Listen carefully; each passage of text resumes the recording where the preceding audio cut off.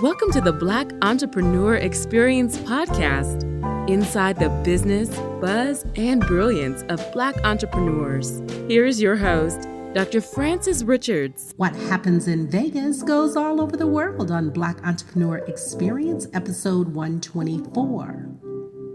Thank you for joining us as we elevate the Black entrepreneur experience by interviewing CEOs, thought leaders, innovative thinkers, and Black entrepreneurs across the globe. I'm your host, Dr. Frances Richards, sales trainer, sales coach, podcast host, Stay-cation Addict. Our guest is Donald C. Kelly, founder and chief sales evangelist. Hey, Donald, how are ya? Doing well. How about you today? I am absolutely perfect. Listen, you have such an extensive and an amazing bio. Why don't you fill in the gaps for our audience and share with our audience what you'd like them to know about you and your company? Well, thank you. I appreciate it. And first off, thank you for creating this avenue and giving it a place for folks like me to be able to gain and learn insights from other professionals and entrepreneurs. So thank you so much. About me, as you mentioned, I think you hit it all. I have over 15 years of sales experience, selling from small organizations and selling to small organizations to large organizations. And the beautiful thing about all of that is that I wasn't always the best, and I had to learn the hard way. And when I got help from impactful sales trainers, it then led me to performing well in sales and led to an opportunity to do the podcast. And podcast grew to a point where it created a business, and now I'm able to teach what I know about sales to sellers all around the world, as well as to help provide a way for my family. So I fell into the entrepreneurship journey by accident. Tell us about your podcast and how can someone listen to it if they're interested? Well, thank you very much. My podcast is called The Sales Evangelist, and it is designed to help new and struggling sellers. I get a lot of CEOs of small companies who are trying to develop their sales for the first time, don't know how to do so they come into our podcast, they check it out, or sales reps who are trying to improve their skills, find our podcast and listen. And you can find it via Apple Podcasts, Google Podcasts, Stitcher, iHeartRadio, Spotify, or any of those fine places where people listen to podcasts. That's amazing. And I've heard a saying that says, if you've mastered sales, you'll never go hungry. Oh my goodness. That is so true. That is so true. Tell us about your business and when did you know, what was that aha moment when you knew that you were going to be successful, Donald? The aha moment came, I'm trying to take a second to think about it because there's two situations. One of them came with a guy named Martin Clay. Well, back up, Jose Diaz. Jose Diaz is someone in my network and was on my Facebook, Facebook page, just not even a page really, just like my profile, just somebody that I knew. He saw that I posted about sales. Jose then quickly reached out that week. This is like me publishing a couple episodes about the podcast. He reached out that same week. And we wanted me to help him with some sales coaching. That was interesting. Somebody was willing to pay me for talking about the things I know about sales. The second time was when a random person who I did not know, Destiny found the podcast, and she was also in South Florida. She also reached out to me for coaching. And then the third time was when Martin Clay, another random guy, found the podcast, and I was doing software sales and we set up a time to chat, and he talked to me about how the podcast helped him. When I had those three experiences, Francis, I knew something was there. I knew that this was viable. There was an opportunity.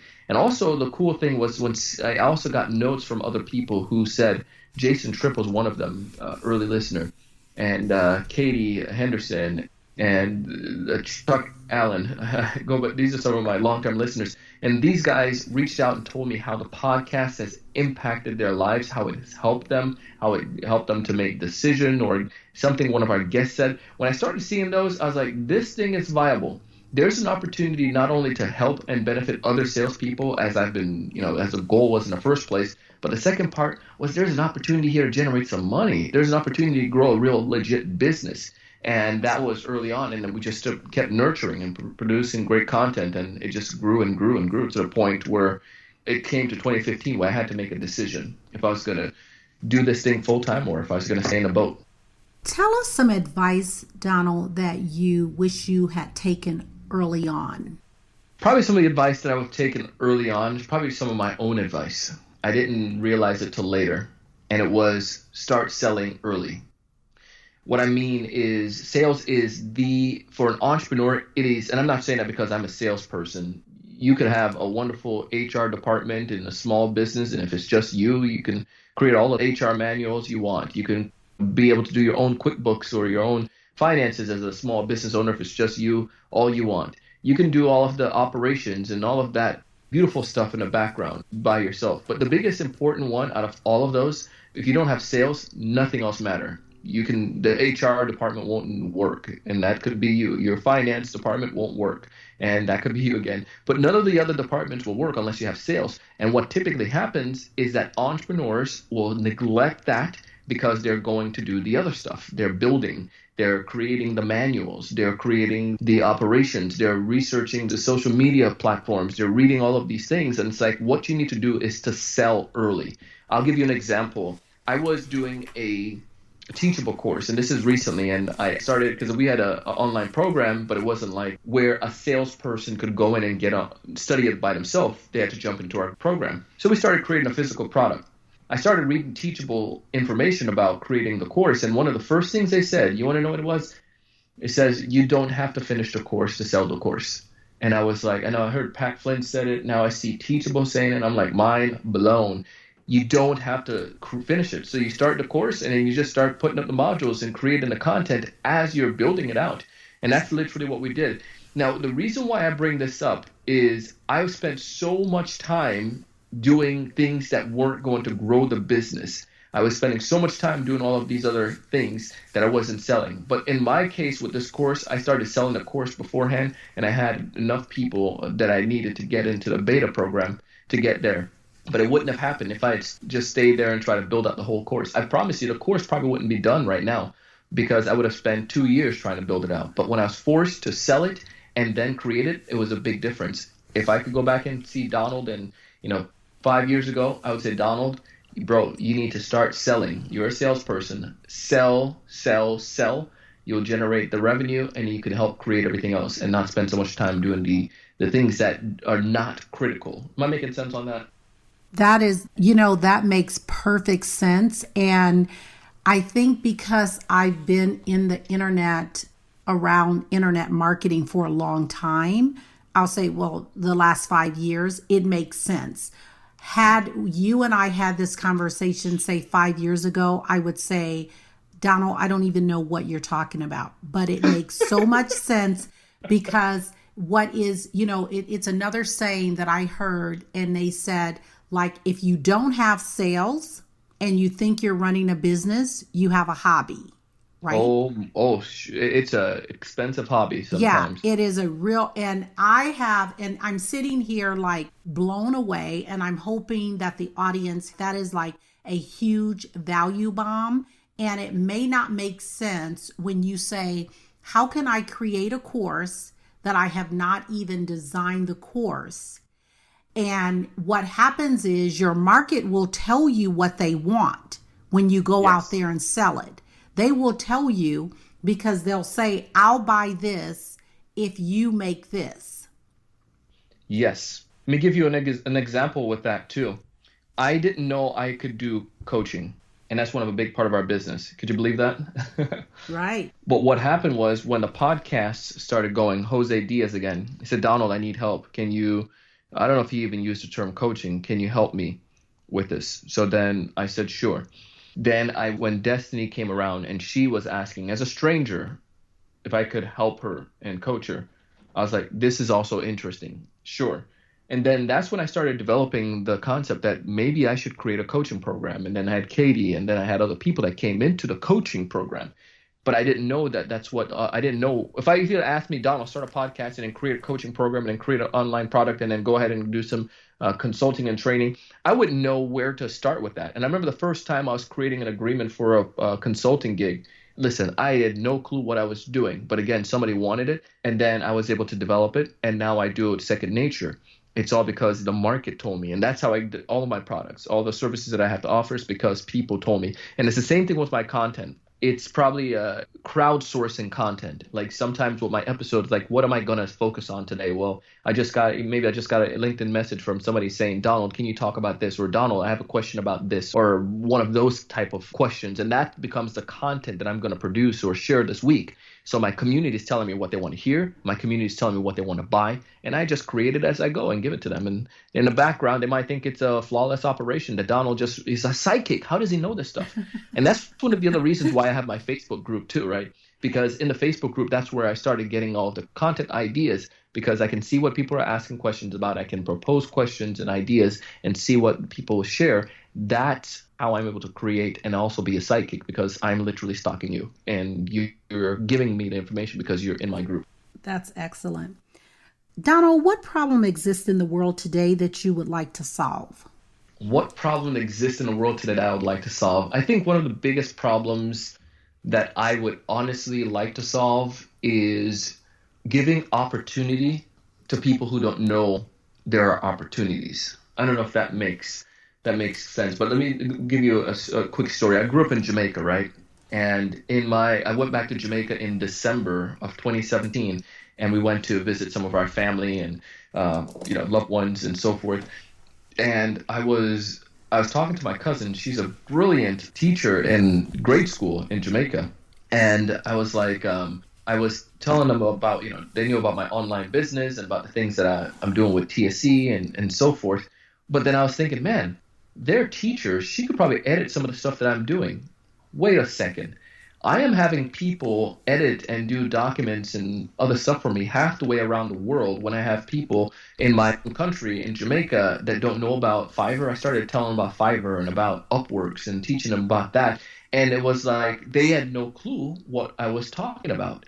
A light bulb went on. It's like, but they're brilliant people that can take their skills, because in Jamaica it's a lot of export. You have to export, it's a people export, where you get great education, but then people go to England or to the States or to Europe, South America, to then expand their skills and to get job opportunities, because it's just so much that's on the island.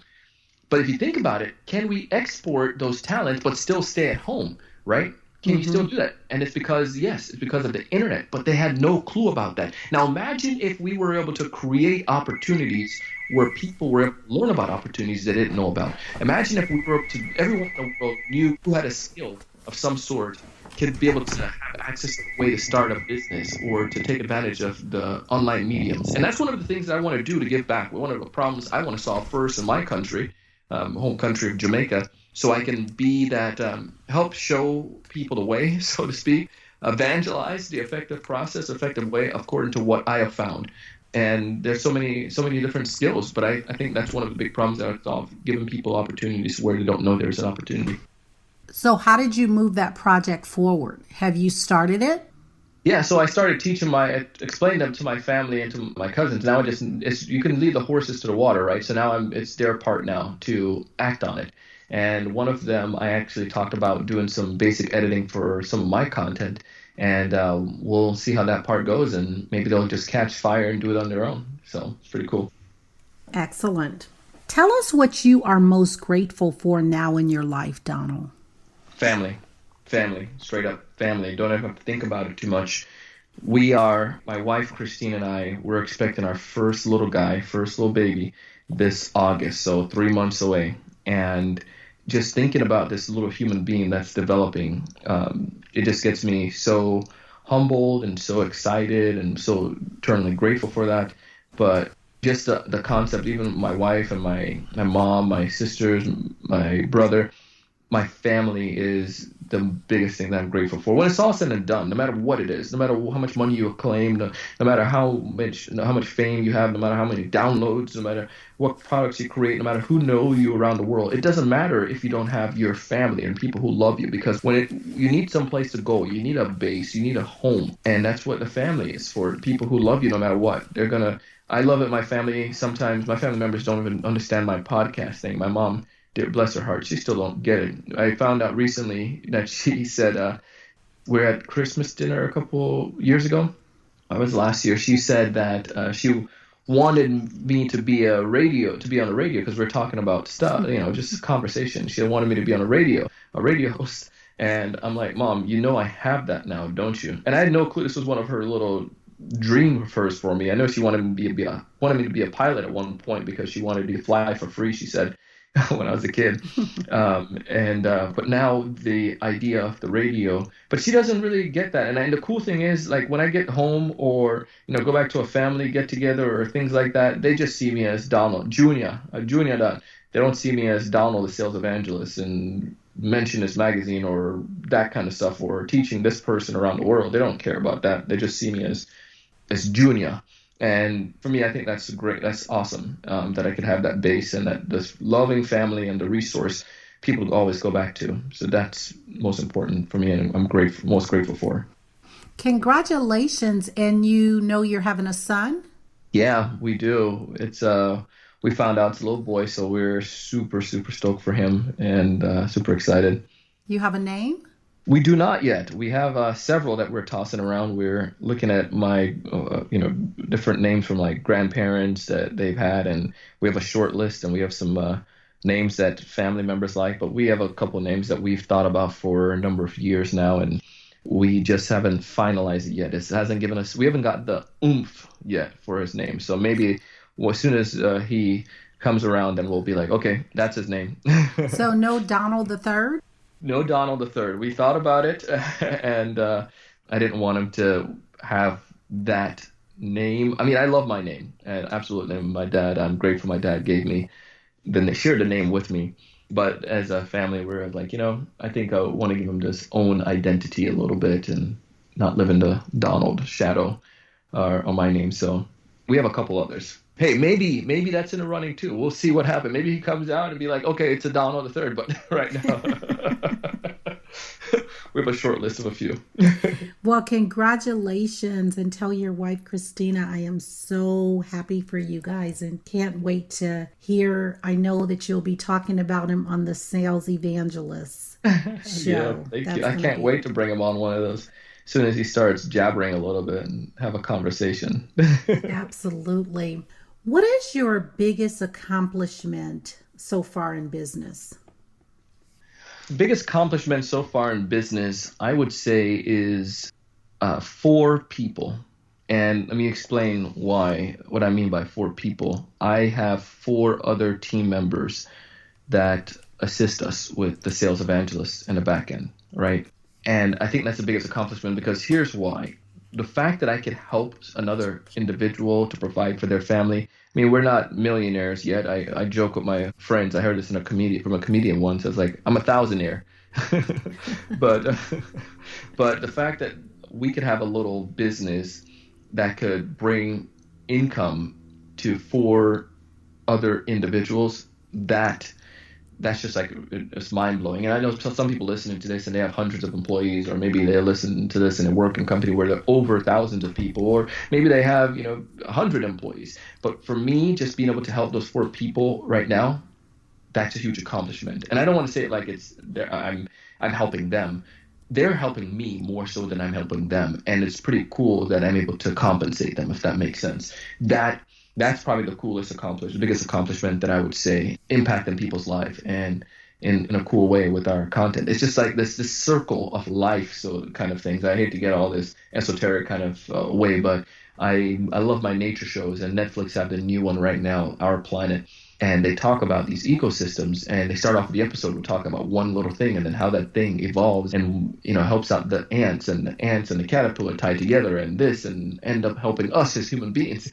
And I think about the same thing with this podcast, and I'm able to help create content to help a little salesperson who's having struggle, and this content is able to then help attract more listeners, and then to get more sponsors who come to our show, who's able to help me to get more income to be able to take care of creating more jobs for our business and helping other people's family. So when I think about that we're able to do that, it's just like mind blown. Dono, I think that's an amazing story. And I think about a story that happened about 4 years ago. And so what you're saying, it may to some, if they're hiring, like you said, if it's a Google or Amazon and they're hiring thousands, Yeah. And where you're at, it's so profound because 4 years ago, I remember a person was working at a traditional company and she lost her job and she was in the process of closing on her home, and she needed income and she needed verifiable income.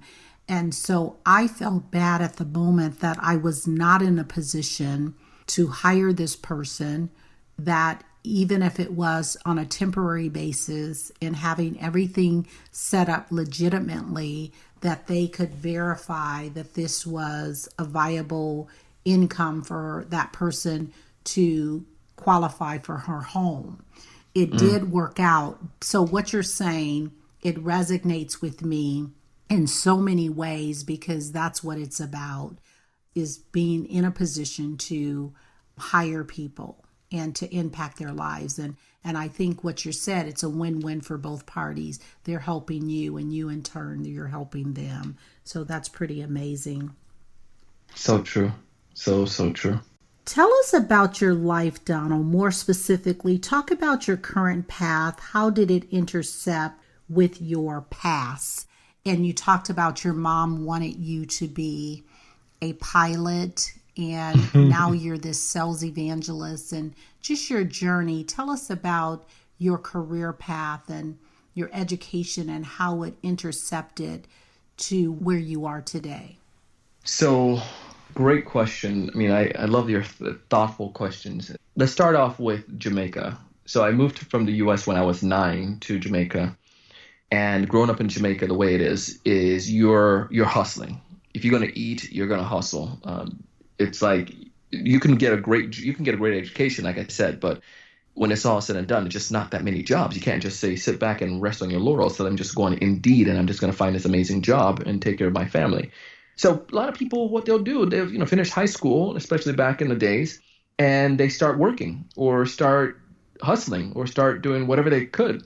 My dad, fortunately, went to college, and also he had a trade where he was doing cesspool, created a cesspool company, then that grew and created other businesses that grew off of that. And it was just pretty neat to see all of that happening. Him and my mom separated when I was young. My mom, family, aunts and so forth had shops, and what my aunt would do would come to the U.S., buy products, and then take it back to Jamaica, almost like a distributor or wholesaler, and sell the product, and make a little profit off of that and just continue. So she had a little storefront, and then she was able to sell oil and did these different things, and it was pretty cool to see that. And I saw different family members and friends who rode around and sold peanuts, or people who sold different things. So in my mind, at this point, if you want something, you got to become a businessman, as we say in Jamaica, and make it happen. You have to hustle. You have to go for this entrepreneurship, this route. So as a kid, if I want to make money, what do you think I'm going to do? Exactly that. So I took mangoes off the tree and tried to sell them, or I would get cookies and put them in little bags and try to sell them, because I wanted to try to be like my dad and to live up to that Kelly, business in Spanish Town. And then I wanted to also, I see my family doing it. So that's what I knew. Fast forward now to the U.S. As a kid, I needed to make money, so the same thing. I would then go and find my friends or family members from church or people from church. I would ask them if I can do work for them around their house and do yard work and mow grass and paint or whatever. And then I started bringing candy to school and started selling it. So this entrepreneur thing has been in the back of my mind and been there. So let's go to college now, where I fell in love with right after I did I'm LDS, so I served a full-time mission for 2 years in Detroit. And prior to that, I thought about maybe I should go to law school, because I did debate in high school and performed really well with that. Maybe I should go to law school and then go into become a lawyer. Then I thought about this pull between my early years as a businessman and law. Maybe I can do BYU had a dual program for graduate where you can get your law and business and MBA. So I thought about that, but after serving a mission for 2 years and coming back, I said, I want to do business. I just fell in love with the operations and the processes that come from a business. So I did, when I went back to Brigham Young University, I studied business and specifically emphasis in marketing, because I liked that idea. Then people started telling me, Donald, you have a good personality for sales. And that's when I realized you don't listen to anybody who tell you have a good personality for sales. That stuff just don't work. I used that and it didn't work. I had to realize there's more to it than just my personality to become successful or become, really good in sales. You have to know the product and how to help people and bring value. So fast forward now to after college, when I got my first job, B2B, and trying to do the sales thing, it just wasn't working. And then it led me, because again, I knew I wanted to stay on this business route. I did fall in love with sales in college, did some B2C and did well with that, but now the B2B side was challenging. I got the training, which led me to then taking the skills that I learned in high school, the speaking skills from debate, and telling other people, because I joined Toastmasters right around the same time I started a podcast, and I started telling people what I was learning about sales. Naturally, that led to the podcast and to creating content because I understood how to speak. I understood the business side. I had this outgoing personality. I had this theatrical side as well from high school. So all of these things made a perfect storm that podcasting and entertaining people and giving content would be a great path to follow. And then when the business opportunity came, since I could recognize it and I had other mentors that were guiding me as well, I knew that I could then develop this thing further. And then it started as my UpStart, so to speak. I had a desire in college to go for several years to work, to create a startup and then go back for an MBA, or to do a startup or go for an MBA. I remember on the whiteboard when I had my path, I had said call it MBA or a startup. And inadvertently, TSE became that little business, that startup. And that's how the path all mold together. That's how those intersection cross path. That's how that perfect alignment of the universe made it possible for me to do what I'm doing now. We can learn from successful entrepreneurs or brands. Tell us a brand or a business that is dominating that you admire and why. A brand that I admire and why. There are several different brands that really do stick out. I mean, the cliche one is Apple, right? And Apple stands out because just the way iconically how they do things. They just create things that people want. And I think the biggest part about what Apple does is really understanding their customer and not confusing, right? So I love that part about Apple, and and I think that's the reason why they dominate so well is, people still love their iPhones and their Apple products. The second brand, though, that I would probably say that stands out to me a lot and then dominates, it's a little bit smaller, but we are all familiar with the podcast world. You're familiar with Gimlet Media, and that's started by Alex from This American Life, then eventually, created a startup and so forth. And the reason why I like Gimlet is because I feel that they do something and the reason why they're so popular, and obviously they just got sold to Spotify, but one of the things that make them so amazing is their attention to details. And if you look at the way they created their website, if you look at the names of their podcasts, look at the artwork that they do, if you listen to the stories and the journalism that they do, it's really an attention to detail. And I think that's another important thing. They care about the people that they create content for. And if you listen to Alex Bloomberg talk about it a lot, they are people that care about people. And those are some of the two brands right now that stand out to me the most. And those are some of the reasons I like those brands. Who are your top two influencers and what lessons do they teach you? Top two influencers.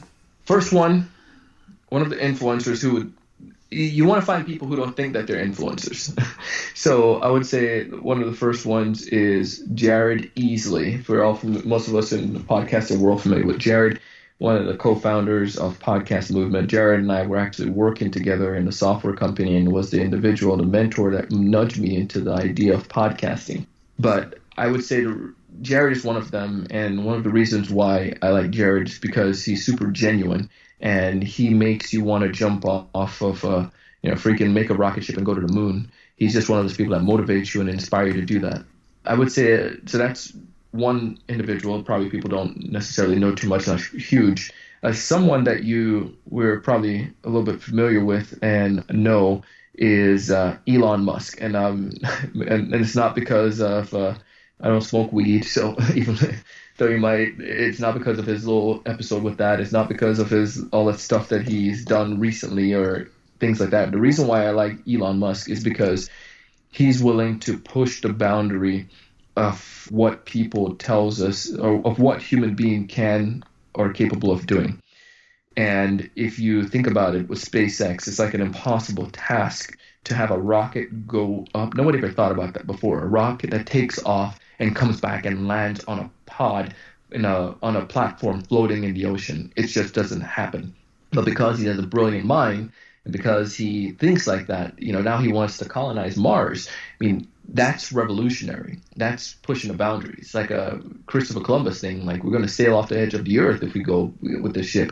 And people like that who have been around throughout history, who have pushed the boundary of what human limits are, or extended our mind to think further than what human limits are, I think are profound. And that inspires me to get up and to go and do something every single day. I may not be carrying people to Mars, but maybe I can do something that's going to influence my community, or to change the way people look at certain things, or to help somebody create a better way for their life, and raise the level of thinking for some people.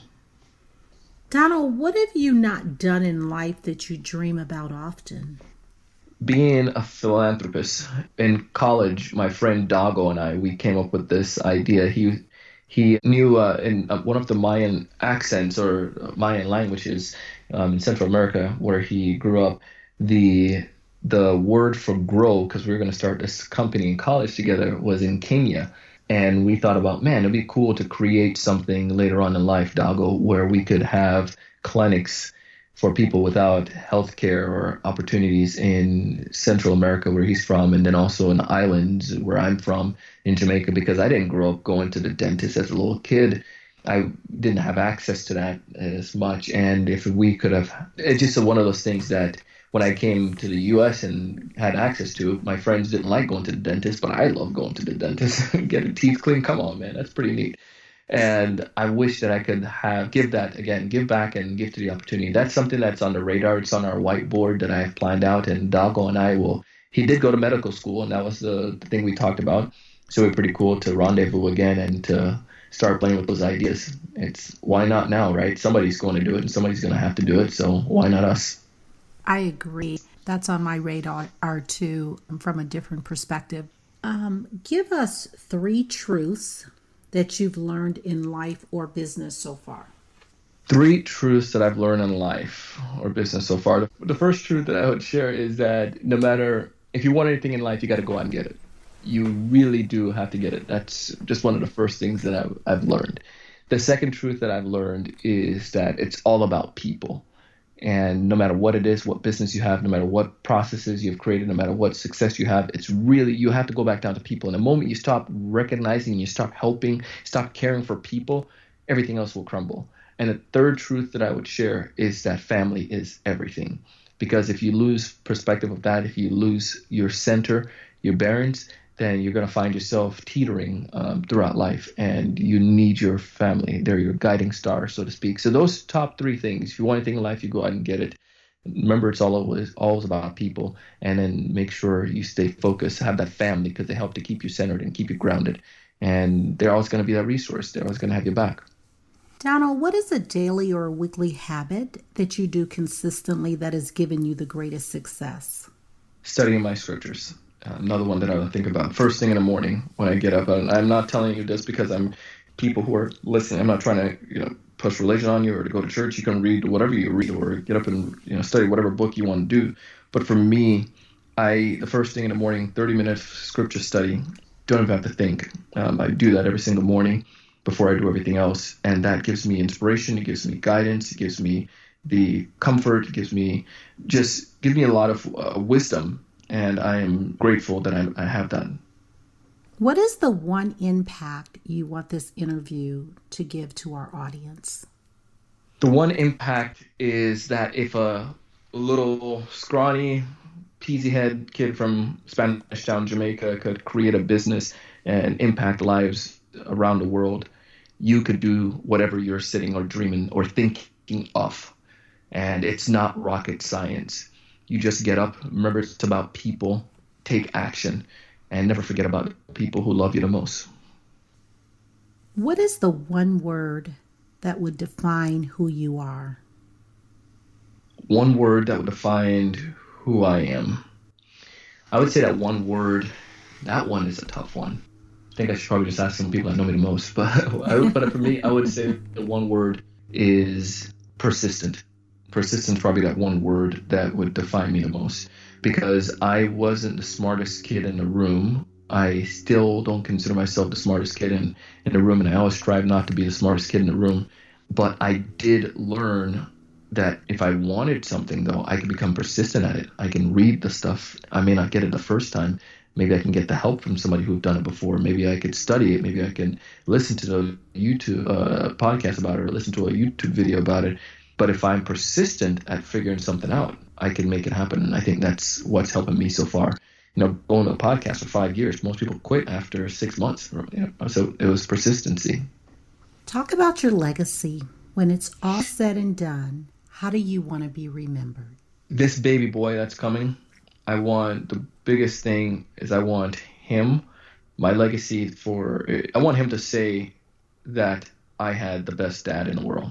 I want my wife to say I had the best husband in the world. That's the biggest thing. And then everything else can follow.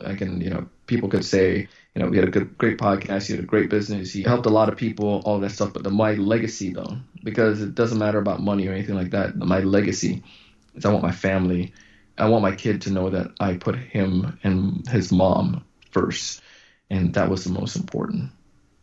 Talk about the worst moment in business and what was your takeaway? Worst moment in business and what was my takeaway? Okay. The worst moment in business when the website went down in 2016.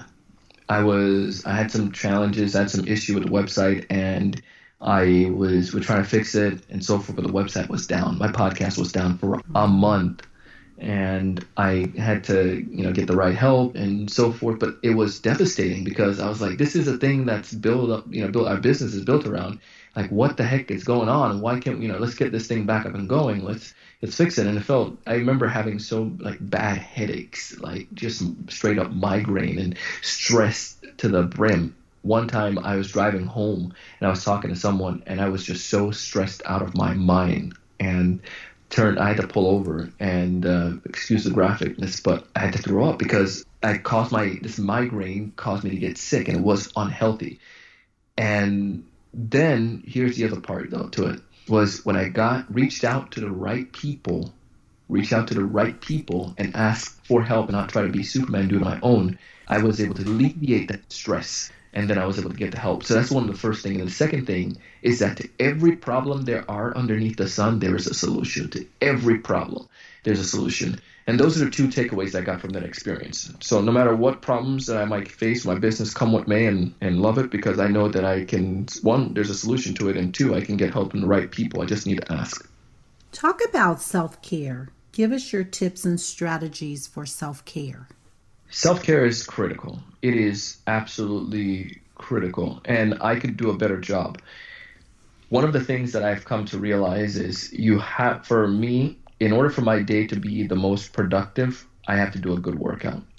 And what I mean is not like I'm lifting tons of weight or anything. I don't lift weights. I go out and do my run. I listen to my music. I do my spiritual devotion. I also do my sales or business acumen expansion where I read books or listen to audible books. I got to improve. But that self-care is just taking care of me is important because if I'm not able to perform to my peak, I can't fulfill my dream or my vision of helping other people. Going back to the whole the airplane thing, right? Put on your own mask first before helping others put on their mask. And if I'm going to tell you to do something, I need to make sure that I'm doing it, I'm healthy, I'm capable of fulfilling the stuff so I can help other people. Donald, if you conducted this interview, what is the one question that you would have asked yourself and answer the question? If I was to conduct this interview, this came yesterday from a meeting that I did. I facilitate this business class with our church. And the one thing that I probably would have asked myself is, what is your vision for 5 years from now? What is that vision that you see for you and your family, your business 5 years from now? And it's specifically towards the business. And if I was to answer that, I would say it in two ways. Answer from my family side, say, we have our loving family, and we also added a little girl or two to the boy. And my family and I, we're happy and we're healthy, that we're able to assist and volunteer and give back to our community and that we live in. With a business that we're able to, have hired at least, say we have at least 20 employees at this point, and that we have our business that's impacting folks not only locally and in the States, but also that we're doing international training, and that I expand into building up my second business and start developing that, because I just love business and growing it, and that our sales podcast network grows and becoming one of the biggest podcasting network in the world. And yeah, that will be the vision in the next 5 years. Thanks for sharing that. We've come to the part of our interview. It's called Fun Facts Lightning Round. Mm-hmm. And I'm going to ask you a series of questions, and I'd like you to answer the questions quickly. If there's something that you desire not to answer, feel free to say pass. Are you ready for the Fun Facts Lightning Round? Ready for it. All right, Donald. The last movie you saw? Was The Highwayman. I think that's what it was on Netflix. You relax doing what? Going to the beach. Your favorite singer or rapper? Is, oh my goodness, I would say, right, that's a tough one. Oh my goodness. Can I name several? Absolutely. No, I would say my favorite singer right now is Chronix, and also Coffee, Jamaican artist. Your favorite dance song? Favorite dance song, old school, Tootsie Roll. What foods you eat every week, no matter what? Oh my goodness, gotta have some veggies and chicken. I love squash, and I love making my grilled chicken. Your favorite month? August, baby, my birthday. Donald, why don't you share with our audience the best way that they could connect with you if they're interested in reaching out, your social media handle, all the information for them, and even about your course and your podcast, so they can connect with the Sales Evangelists. Thank you for asking. My best way to reach out to me, go on to LinkedIn and search Donald C. Kelly, or go on to my Twitter, Donald C. Kelly, or Instagram, where I spend a lot of time these days as well, and put Donald C. Kelly, and you'll be able to connect with me. We have a Facebook group called the Sales Evangelizers, or you can always share Donald C. Kelly there as well. Any of those places, I'll be more than willing to connect with you. And as far as our course, yeah, super excited about that. It's called TSC Certified Sales Training Program. And the way it works is individuals able to come in and take the course on their own, or they can take it with a group. And when they take it with a group, they do a module each week of video training. They're about average maybe 7 to 10 minutes long videos, about 5 videos in each module. So one module a week, and then we come back and I do training and explain further about that course to the group. And it's fun, and it's really, really exciting. So we have that launching here. So if anybody wants to learn more about that, if you're curious about it, just simply go to the salesevangelist.com/CST, Certified Sales Training. So the salesevangelist.com/CST, and would love to have you guys join us. Thank you, Donald, so much for joining us on Black Entrepreneur Experience Podcast. That is a wrap. Thank you so much. I appreciate you. Thank you. Thank you for listening and subscribing to Black Entrepreneur Experience. We would love for you to leave a review and rating on iTunes and share with your friends. For show notes and more episodes, go to www.beepodcast.com. Join us next Wednesday, and remember, green is the new black. So keep your bank accounts and your business in the black.